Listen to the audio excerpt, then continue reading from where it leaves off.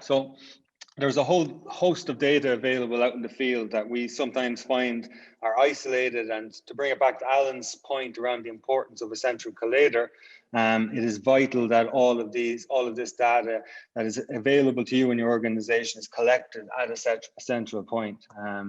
And we've all heard the buzzwords like Industry 4.0, Internet of Things, but simply put, they can be described as a central collator.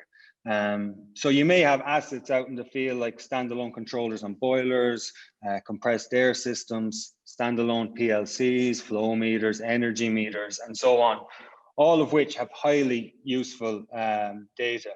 And these data points can be easily harnessed, and there's always a solution for every type out there, whether it's 25-year plus old technology or modern technology. Solutions can include hardwired or wireless infrastructure and encompass all different types of communication protocols like Modbus, OPC, BACnet, and many, many more. And I suppose the important thing here is putting yourself in a position to take advantage of all of this data that you have available to you.